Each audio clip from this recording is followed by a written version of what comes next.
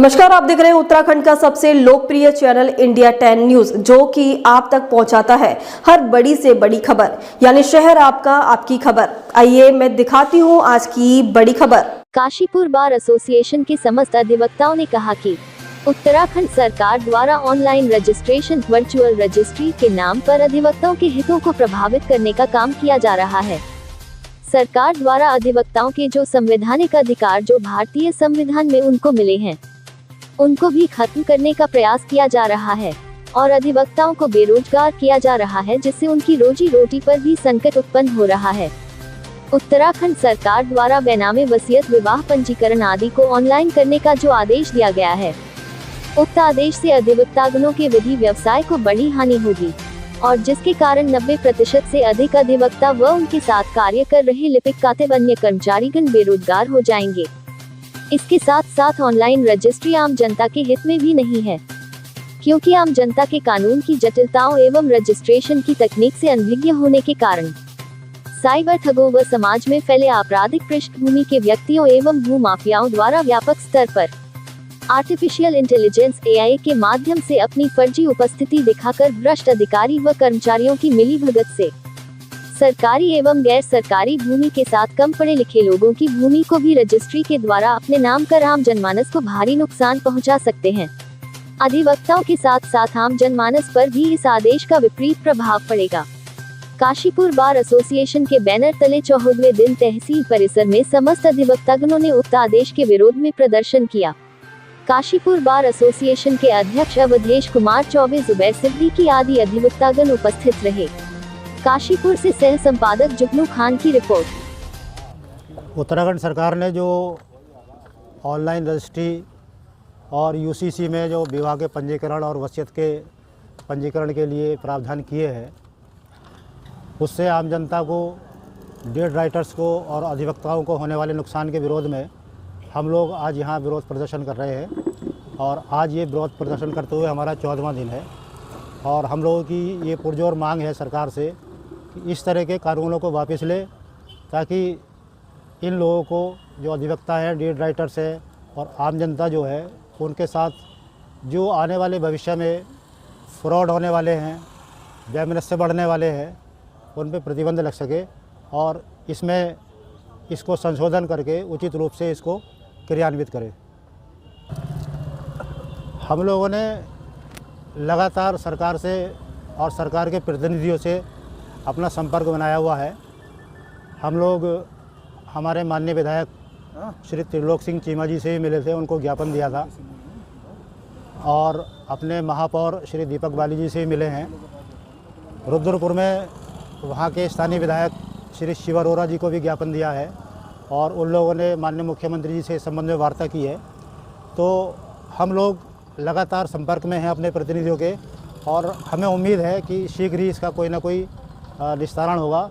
और यदि हमारी बात नहीं सुनी जाती है तो प्रदेश स्तर पर फिर व्यापक आंदोलन के जरिए सरकार पर दबाव बनाया जाएगा और इस संबंध में सरकार को सुनना और इनमें संशोधन करना फिर ज़रूरी हो जाएगा।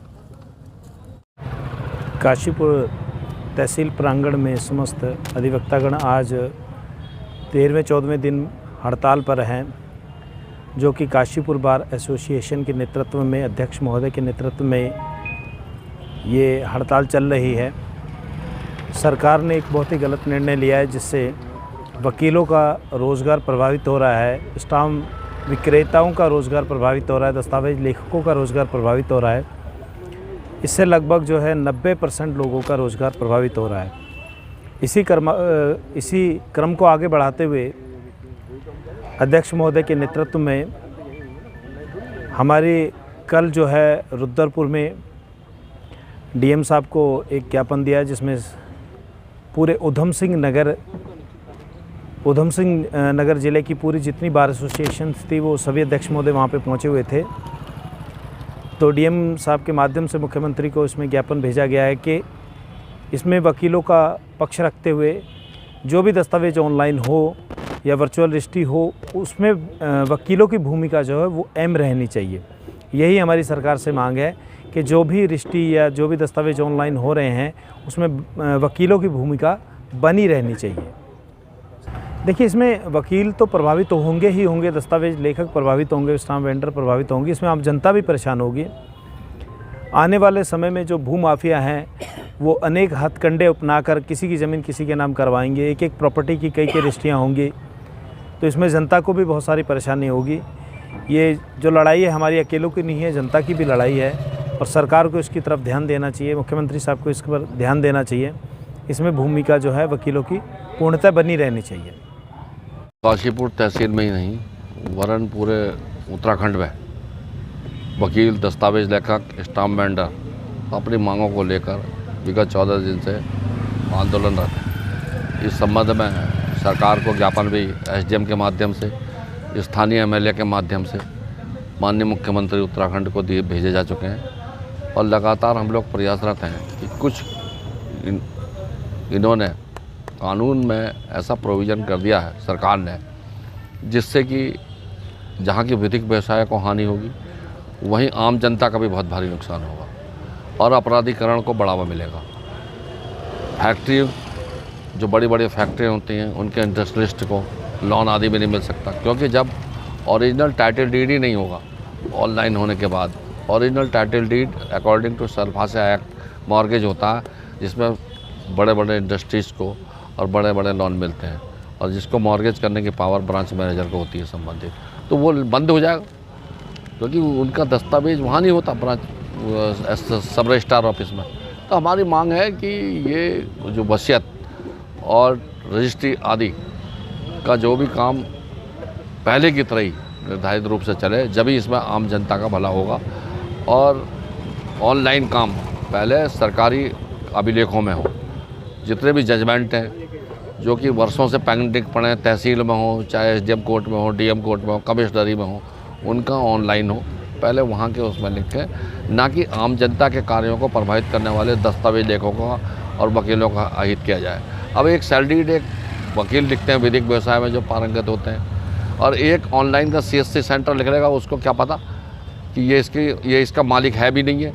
उसका दस्तावेज लेखक जो होता है या अधिवक्ता जो होता है आइडेंटिफिकेशन करता है।